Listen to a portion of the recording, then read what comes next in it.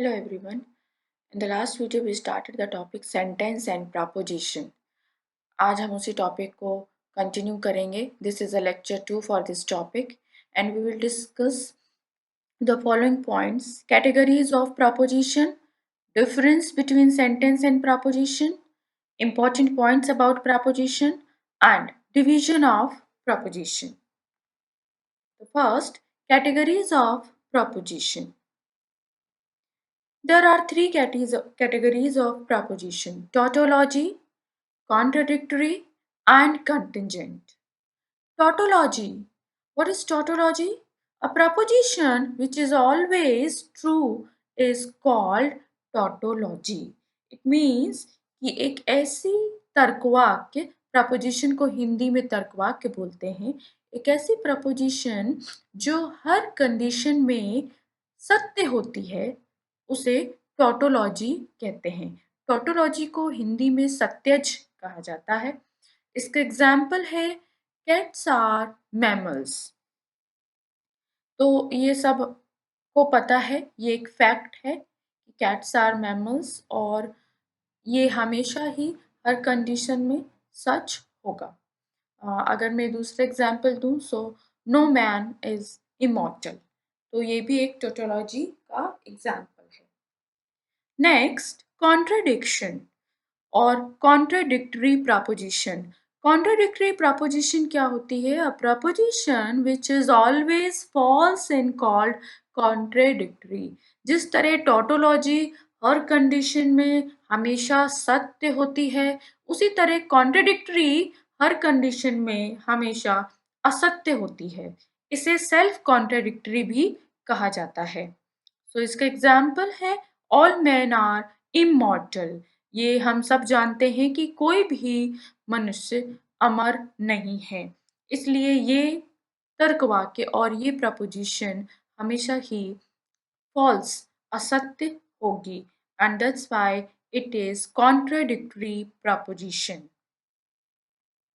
Third, contingent.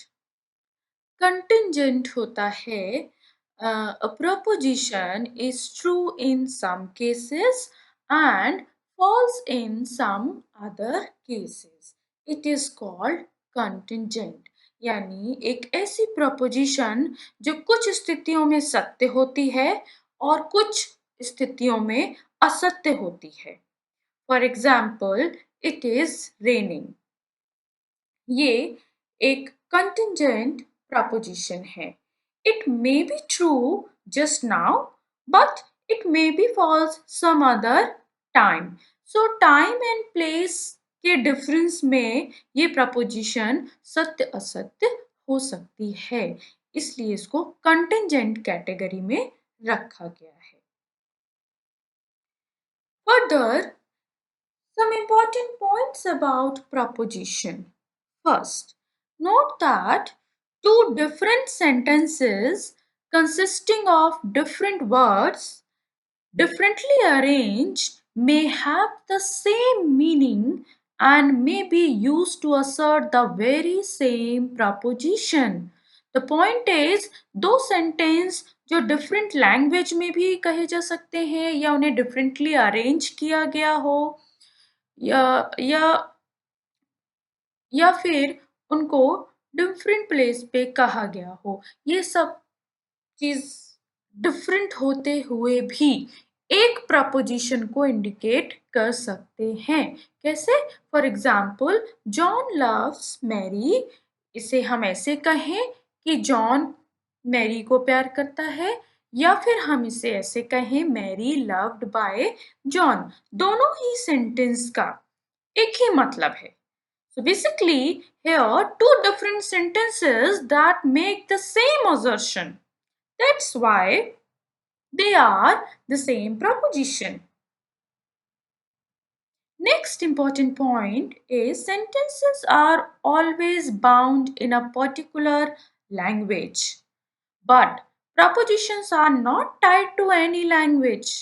क्योंकि proposition is what? Proposition is related to meaning of the sentence. If meaning is the same, तो हमें language differ भी करे तो उससे फर्क नहीं पड़ता। For example Ram is going, या हम इसे हिंदी में कहें राम जा रहा है, दोनों का मतलब, दोनों का अर्थ एक है। So these two sentences are said in two different language, but they have a single meaning. Therefore, they may be uttered to assert a very same proposition. So the point is कि वाक्य भाषाओं में बंधे हो सकते हैं, लेकिन तर्क वाक्य प्रपोजिशन भाषाओं में बंधी नहीं होती। Another important point, the same sentence can be used to make a different proposition. इसका दूसरा साइड भी है। अभी हमने ये पढ़ा कि दो डिफरेंट सेंटेंस एक प्रपोजिशन बना सकते हैं। इसी तरह एक सेंटेंस दो डिफरेंट प्रपोजिशन भी बना सकता है, depending on the context in which it is expressed. वो कॉन्टेक्स्ट पे डिपेंड करता है। अब अगर हम कहें कि the prime minister is a weak administrator, अगर यही सेंटेंस 2008 में कहा गया तो इसका मतलब कुछ और होगा, और यही सेम सेंटेंस अगर 2019 में कहा गया तो इसका, क्योंकि ये दोनों सेंटेंस दो अलग पर्सन्स को रेफर करेंगे, इसलिए इनका मतलब बदल जाएगा। सो a same sentence can be used to make a different proposition. It may be referred to different individuals and may be pointed to different qualities. The same words assert different proposition at different time.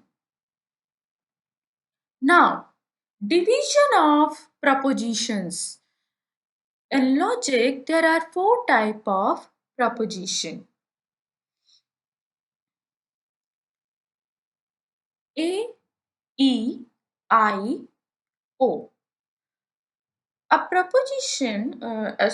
traditional logician have divided the proposition into two groups, categorical and conditional, but the modern logician classify them differently. Traditionally, all the categorical propositions are divided into four groups whose standard logical form is as follow.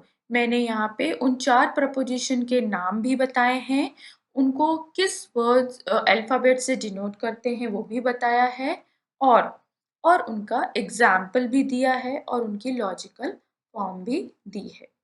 So A is universal affirmative. Universal affirmative, इसकी logical form होती है all S is P. Here S is subject and P is predicate. So all S is P. For example, all men are mortal. ये एक universal affirmative preposition है, क्योंकि universally हम ये affirm कर रहे हैं, ये फैक्ट अफर्म हो रहा है कि सभी मनुष्य, सभी आदमी अमर होते हैं। E proposition, E proposition is contrary to A proposition. Universal negative. No S is P. Example, no man is immortal. यहाँ पे ये बता रहे हैं नेगेटिवली इस सेंटेंस को डिफाइन किया गया है, इसलिए ये यूनिवर्सल नेगेटिव है। कोई भी मनुष्य अमर नहीं है।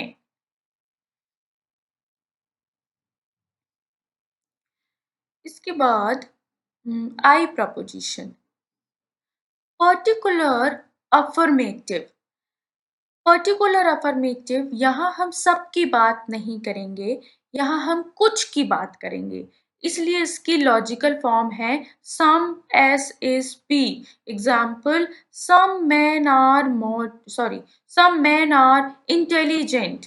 कुछ लोग, कुछ मनुष्य बुद्धिमान हैं, यानी यहाँ पे सारे लोगों की बात नहीं हो रही, यूनिवर्सली हम कोई फैक्ट नहीं बता रहे, यहाँ पे पर्टिकुलर फैक्ट बताए जा रहे हैं। सम man are intelligent.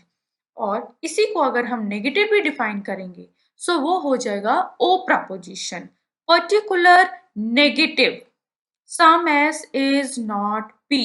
Some men are not intelligent. तो these are four division of propositions जिसे हम आगे बार बार यूज करेंगे जब हम लॉजिक को आगे पढ़ेंगे।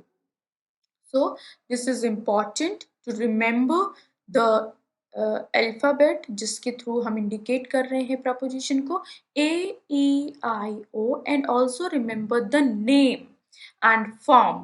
Form is most important क्योंकि इसके बेस पे आप आगे की एक्सरसाइज सॉल्व कर पाएंगे, अदरवाइज आप हमेशा कंफ्यूज रहेंगे। तो इस वीडियो में इतना ही। Thank you.